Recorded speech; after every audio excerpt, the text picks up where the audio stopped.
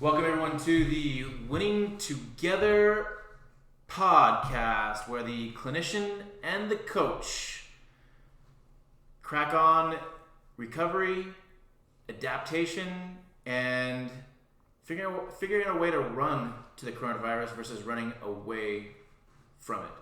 So today with me, I've got the clinician, Jared. We jam on through pandemics, Casey, and clinician Heather Hot Mama Gladney. This is Shay, the coach Aslet. Welcome everybody, glad you're here. So, as we do here, you guys are the clinicians and you have a really good experience and connection with what people are bringing up and what you're seeing. So, Jared, give me a couple, what are the one or two big, highlights as a clinician who sees that perspective? What are you seeing? What would you want to share today? So I'm seeing right now, there's two things that are happening that are really common. There's the stagnation, where people are kind of settling in and saying, oh wow, I guess I can stagnate too. Everyone else is not working, or they have their time off, and it's become more normal to just do absolutely nothing but veg, video game, watch Netflix. So we should qualify absolutely nothing would be indulgent activities, distraction activities, very little return on time activities, things that don't add a lot of value to your life or to other people, right? Perfect explanation of that. So there's that happening that's kind of coming up and stronger right now, and it's kind of sad because you see this space where people are getting too comfortable with the stagnation, and I'm sure this is leaking out to the rest of the world too, that it's not just the recovery community, but there's going to be a lot of teenagers that are quadrupling their Xbox time, and when this does seem to pass, it's going to be a huge thing to come out of. So there's that side of it. Then you don't have the social accountability that you used to either. Like just thinking about high schoolers, if people can't see you graduate and walk, that's not that kind of marker. Mm-hmm. It's hard to hold yourself accountable. So yeah, my nephew, he's a really good student, gets really good grades. He just stopped doing school. He's like, I don't care anymore. I'm done. And he's a senior. And he had an easy schedule anyway, but he's like, he won't log in for his online classes. He's not even engaged. He's just checked out. So there's that side of it. And then there's the other side of this where I am seeing some clients really take this as an opportunity to just make one more change, overcome one more adversity that they've already experienced. One client in particular said, I survived heroin addiction. I can survive the coronavirus. Wow, I love that. Using those skills and that kind of determination you use to get to a healthy place, to find a place to thrive or work your way through it and not get defeated by this, what would feel like overwhelming odds. But if you've taken heroin or whatever your heart is head on, this is no different than the next hard. It's the same process. Same process. It's the same process to overcome heroin, to make yourself stay engaged during this time where it's easy to just kind of stagnate. It's the process. And I think it's, if you're not engaging in the process, you're either disengaging or you're engaging in the, distraction or I don't think punking out would be the right way to say it. I think just being indulgent would be a way to say it. And it's socially acceptable to be indulgent. Almost expected. And understandable. Almost Netflix encouraged. and chill. Yeah. What series are we going to watch today? Not what program, it's what series. I think it's 8 hours of streaming is what the average is right now. Yeah. In the U.S. Oh. And I'm not trying to knock on that. However, what could we be creating with our lives right now? Yeah, it's about your mindset. I think is what you're doing. We're not putting down or putting up certain things, but there are consequences to choices. And there's a mindset I think that you're trying to highlight that's essential here. Absolutely. And it affects our whole society. Like when you think about past when we've had these kind of pandemics, they invented geometry at one time. I could try to think of all the names and dates and all of that, but we had these amazing leaps forward when people had this extra time on their hand, and now, those who choose to do nothing are sort of affecting our whole society rather than advancing where we. Yeah, I think you're right to say, Jared, it's not a put down. I think it's an opportunity to be self-aware and practice self-aware. Like, I'm choosing, and what am I choosing, and what's going on, and why am I choosing that, and putting skills of recovery to play here. Yeah, and just kind of give you a simple example. we've shifted our morning routine around. We talked about last time, and I have one son who still fights it every morning. He's like, I hate this. I don't want to do this.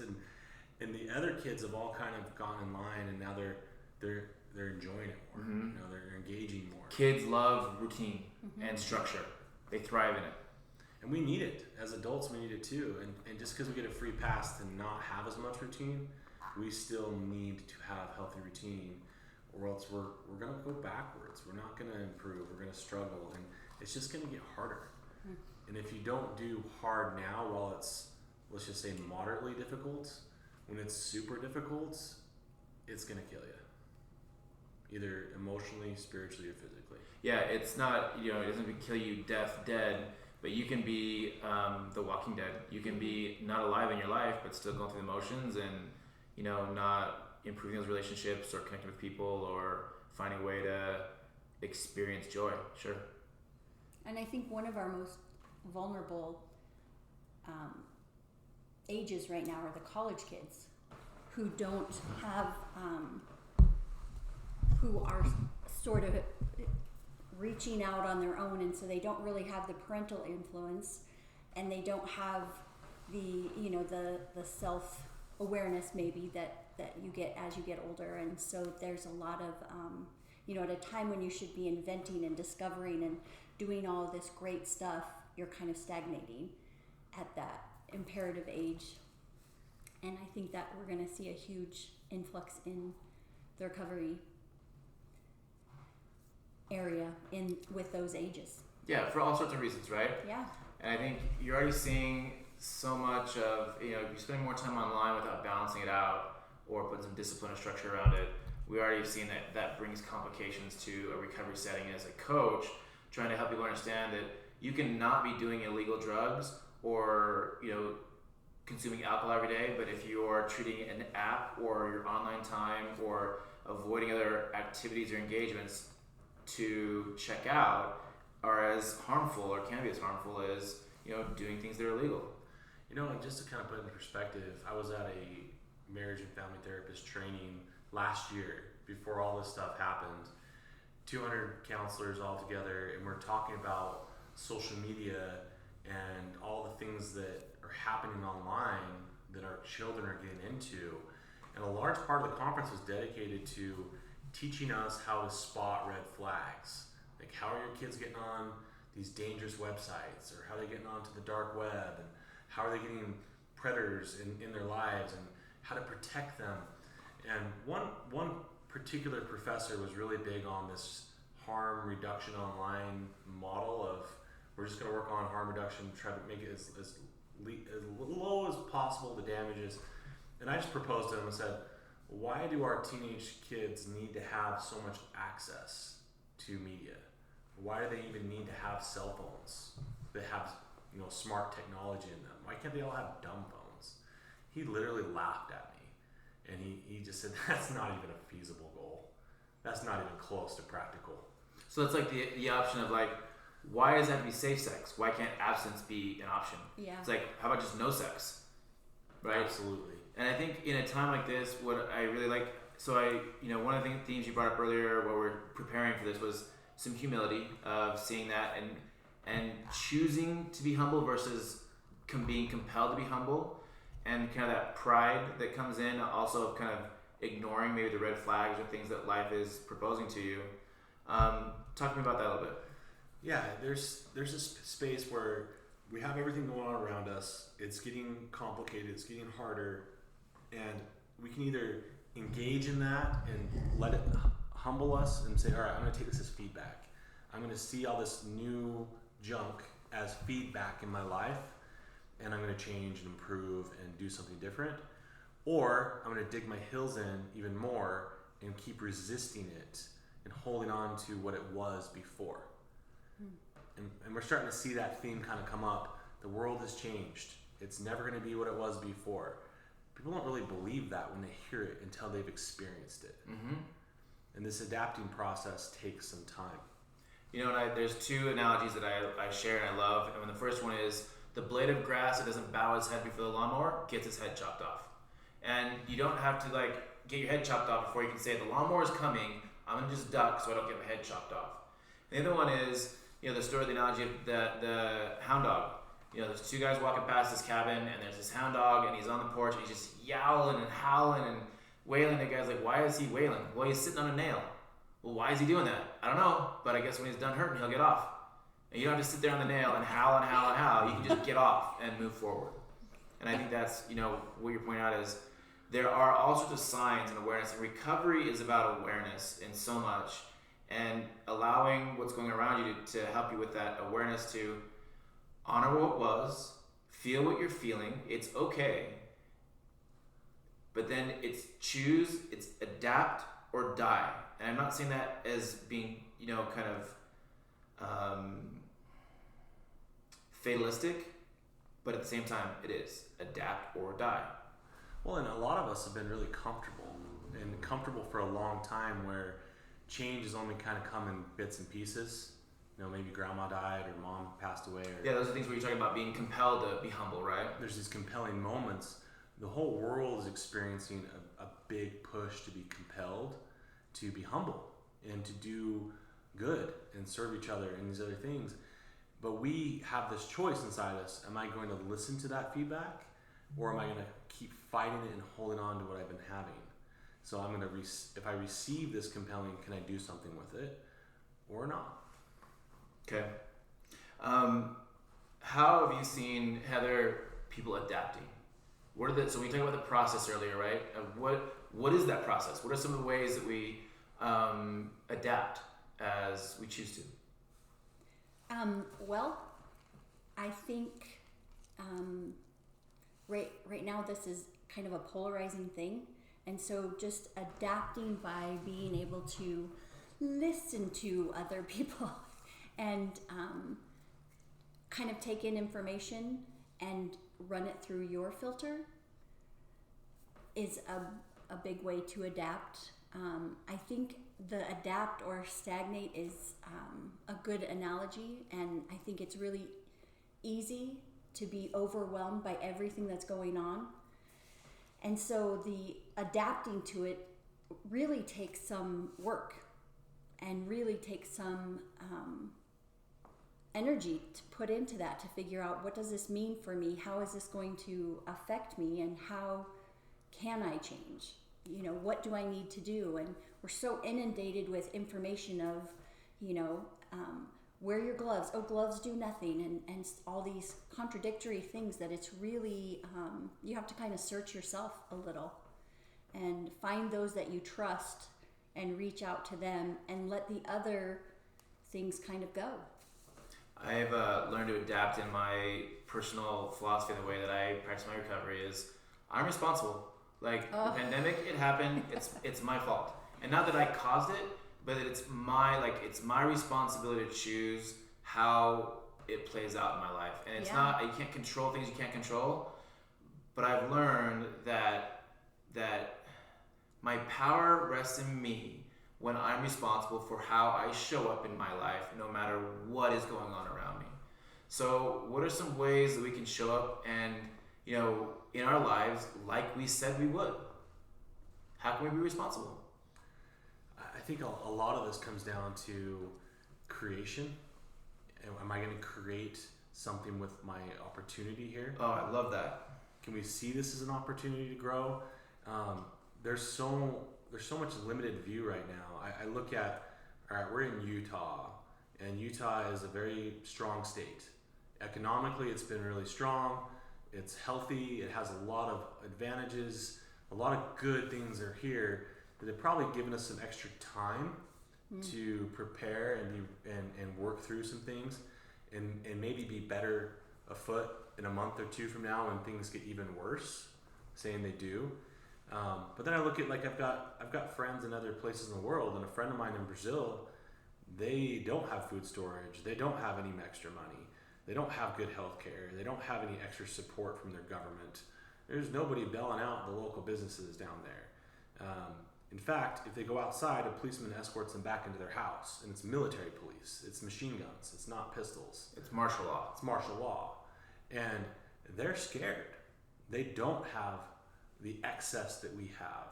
So how can I create less suffering for them? How can I create more opportunity for them and for my family and for those around me? And seeing this isn't just a local thing anymore. Mm-mm. This isn't like some place in Africa, or wherever. This is the world, and there's people that are in it that are suffering. And if we can do something to create something better, well, we're gonna feel this unique feeling called joy. And that joy, you know how powerful that is, and what that can do, and how that can give you meaning even when everything else around you seems meaningless. And that joy, if I were to say, hey, I want you to go shoot free throws with a basketball player, that's fundamentals, right? But when I go say, this is how you practice joy, go do these things repeatedly, it's very hard for people to say, well, I practice joy in this way, or this is how I practice joy, this is where I'm joyful. That is a skill that escapes many, many, many adults, too many adults. And this is the time where you can say, okay, how do I practice these things that are essential, emotional, that are part of the other parts of my life that I haven't taken time to invest in because I've told myself that I was too busy at work, or I was too busy with this, or I was too busy with that. And now you're not. And if you're choosing to go through a season of this or a season of that, that's now that's our choice to choose to punk out versus to step in and be in. On a side note, like Michael's and Hobby Lobby, they're out of like the paint by numbers and a lot of the little hobby things that people do. More people are kind of taking up the small things, so that might be a positive. More people are spending time with their families and eating dinner together. And so you're the clinician.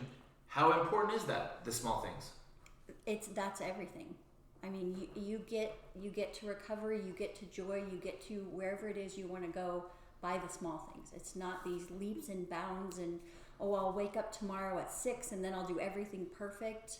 Nope, it's doing one right thing after the other, and that's where you get it. So let's keep it real. That's what I love about the Winning Together podcast is we have the clinicians and the coaches, right? So there's the things that we know are good for us, and then there's the place where we're at where we're not doing them, right? So the coach is what connects that, right? So in my experience, what I've been doing with some of my partners is I've just been allowing myself to be accountable on some of those small things that I know matter, that I haven't been doing, that I also identify with. So I found that I've allowed myself to be accountable with workouts now. I have like 6 people that I check in with whether I did my workout or not today. I've been checking with people, being accountable with the podcast and recording some content, coming into work. Like, I think if you are, I found recovery never happens alone. You win together. And if you're willing to commit to not doing things alone anymore, you're able to now let people see you and make those changes that you should, that you haven't, in the small ways that change your life. Yeah, and it's really hard. My goal for 2020 is to be vulnerable, and that is the hardest thing I've ever tried to do. And I've gone skydiving, I've gone polar bear plunging. That's nothing compared to trying to be in this vulnerable state and allowing people to help you is really tough. I think a lot of us are helpers. We will help you. If you're in trouble, I will help you. But we deny other people that ability to help us. And I know I just opened myself up to ask for help with just a silly, bedtime routine and just the act of allowing someone to come in and help me with that is so powerful, and it just really edifies my soul in a weird way. And so it's really important. Well, that goes back to the how earlier. How do we engage in humility? And that's a big piece of letting yourself Excellent point, Jared. Yeah. A lot of us are willing to run and help, but yeah. I'm not going to receive it. So good for you. Oh, it's just this. I just need to go for a run. I should be able to do that on my own. Yep. Well, but you're not. So have someone help you. Invite someone to help you meet that goal, to better yourself. And the partners that are really going to be the partners you're going to run with, they will never put you down for that. If it's somebody who's putting you down, that's not a partner that's going to run with you. You're going to find somebody that's going to run with you, and they will never put you down for something you should be able to do anyway, because that's not the point. The point is you're allowing somebody else to help keep you accountable to make the changes you want to make anyway. Absolutely. And a piece that is really important to remember, and this is something that we remind our clients of a lot, and I have to remind myself of, is that this is not a sprint. This is a marathon. Mm-hmm. Anytime we're changing our life, it's 1% at a time. It's these little steps. And I'm guilty of that. Like a few weeks ago, I just kind of got in this vibe, like, all right, we had an earthquake, pandemic's going on. I got to go and buy all my survival gear. I go to the store, I drop $600, like all these things I haven't had ready. I'm filling up the water tanks, getting them cleaned out, and just kind of like in a high alert adrenal state for like 2 weeks straight, like just. Not to mention all the business stuff and all the personal family stuff and all the kid stuff now that you're a teacher and all that kind of stuff going on. All that stuff going on, and then like just a couple days ago, I just kind of crashed. I was like, whoa, I'm exhausted. I felt it last week too. I just had an outrush of just collapse of just energy and just effort and just whoa. Mm-hmm. Just let it end, right? Mm-hmm. So that it kind of goes back to that space. Preparation is that 1% and being okay with it, and then these gradual changes that turn into big changes over time. I love that marathon analogy because if you think about it, one, you prepare for a marathon, you prepare for a sprint too, but it's a little different. You have to prepare, all kinds of things for a marathon that you don't have to for a sprint. But along the way, when you're sprinting, there's no people holding cups for you, holding signs, where at a marathon, every so often there's someone there that can get you a little food, get you a little water, help cheer you on. And that's kind of where our life needs to be with that. Well, I love a quote I've stolen from Mel Robbins. It was brick by brick and you make it stick. When you're building it brick by brick, then the change actually sticks. Yeah. And when you allow people to see you and help you be accountable, you've got a team now that helps you be in that place and can hold on to those gains. And when you mess up, to help you get right back on track and go back from where you're at and not look at it as like I lost all this. The all or nothing mentality really goes fierce at this moment. If you have a setback, it's like, oh, I wasted all that time. No. There's lots of things you learned, lots of things you did, and you cannot look at it as like that was a waste. You got what you got, you're at where you're at, and if you want to get where you want to go, you got to go from where you're at. That brings up an interesting point because sometimes when we fail, we say things to ourselves in our head that we would never, ever say to anyone else. You're so stupid. Why did you do this? All of this. And so when we have someone else with us, they can tell us those things to counteract sometimes the things we say to ourselves in our head. And the studies have shown that those things we tell ourselves in our head in those moments are always untrue. 100% of the time. So you're not even telling yourself something that's even true. Exactly. Or it has some, and it always has, the reason so pernicious is there is some validity to it. There is some truth to it to a degree. You screwed up. Yep. You're not the stupidest person in the whole wide freaking world. Great You're example. not the dumbest person to ever live. You screwed up. You didn't go from doing great to being a loser. Right. That's not it at all. Yep. Very good examples. Yeah. Very good examples. How can somebody in recovery add value to their life right now? You can add value by giving your life to good things. I think there's this little bit of a disconnect where people are willing to go do things for other people and then expect something in return, whether they're aware of that or not. But this is an opportunity to do good with no return. Oh, I see. As a coach, there's a huge disconnect. I think I see so much in people going through recovery. They're so focused on getting first, mm-hmm. and then they end up with less, and they don't know why. And you're pointing out this is why you end up with less when you go into get first. Mm-hmm. If you go into give first, you get way more back, always. And there's an acronym for that: SWAT, Service Without a Trace. This is an opportunity to really just give your life over. Like, do things for others, make masks, make first aid kits, whatever that is. Send positive encouragements out there on the Take web. a part-time job you don't necessarily love, but if it's there and you can make some extra money, do it. Donate some cash. If you can't provide physical service, do something else to help. These are little pieces that really show where you're at in your emotional state. Do you accept change or do you hate change? And a lot of us start out hating change until we realize it's making us stronger, until it's making us into something better. And then if you're really, really smart, you engage your higher power and say, help me make these changes so that I can be stronger. And then you're getting a multiplier effect where it's not just you anymore, it's you and your higher power doing something for the world. And then the next, what emerges after that is, whatever comes is coming, and I'm going to do it. And I'm going to win, and I'm going to figure it out and make it forward. And then you become this force of nature in your world and in your life and there's people around you. Grab that accountability.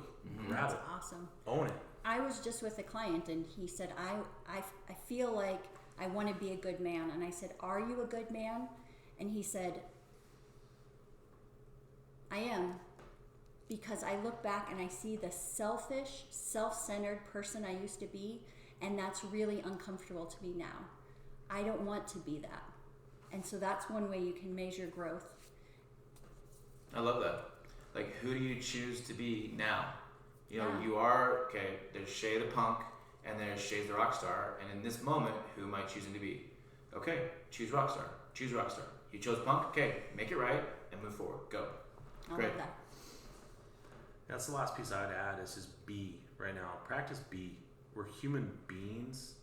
No, we need to be doing life. And there's this fear that, all right, I can't be within 6 feet to somebody, and we can take that too literal and really close down, but we can still be there emotionally. We can still be there on the phone. We can still be there in any other way. Just be. Try to be more alive. Be more present. Accept the change. Take accountability, and you will grow. And if you don't grow, it's okay. You're just doing the best you can, and be patient. And then that patience teaches you, and then you do grow from there. You know, and when you talk about how we come through this, hopefully there's a overcoming the law of familiarity, that you're now not taking those relationships for granted. Maybe you can't go see mom right now because you don't want to risk it, getting her, making her sick. And now when we are through this and you can, that you're not taking those relationships for granted and how great they are or great they could be while you have them here. I love that. I think the word social distancing is kind of not the correct word. I think we should say physical distancing, because we can still be social. We can still go for walks. We can still go. We took our puppy to the dog park, and it looked like there was an obedience training going on, because everyone was about 6 feet apart, but they were all talking, and the dogs were kind of interacting in the center. And so you can still be social. You can still go out and walk for 30 minutes. Go connect with someone. Give someone a phone call. You can still be social. Right now we just need to physically distance for a while. Yeah, I think if you can take that one step further, just put in your calendar, on Tuesdays and Thursdays from 2 to 4, I call people. Yeah. I check in and I give them time. I give them like some support or help, or I ask for it. Like, call up, like, I'm not doing any good. I don't need any advice. I just need to tell you that I'm not doing good. And, instead of trouble for the next 2 hours, so let's talk a little bit, or let's go to a movie or whatever. For my clients who are struggling, I've said, dress for the day you want to have. Get 30 minutes of outside exercise time and connect with someone for 30 minutes. Every day, if that means, a phone call, if that means talk to your roommate, your kid, whatever. But those 3 things, do those 3 things, and you're going to set yourself up for success. I love it. There's a word that's been really popping in my mind a lot lately, and it's entropy. Entropy is the things over time, they degrade. Everything degrades over time. So if you're static, you're not truly static, you're actually degrading. You're moving towards chaos. Moving towards chaos, breakup, complete destruction.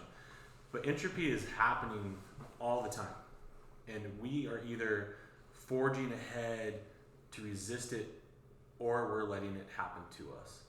So my personal goal is to not fall victim to entropy during this coronavirus lifestyle, because this might be our present for the years to come. We don't know.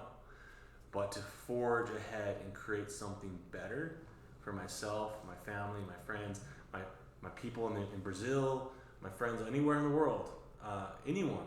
I want to create something better for them through this time. And I want to let also people know that are waiting on the job stuff. Like, I've been as busy as I ever have been with work, and there are places that are busy, and that there's work opportunities more than you can eat.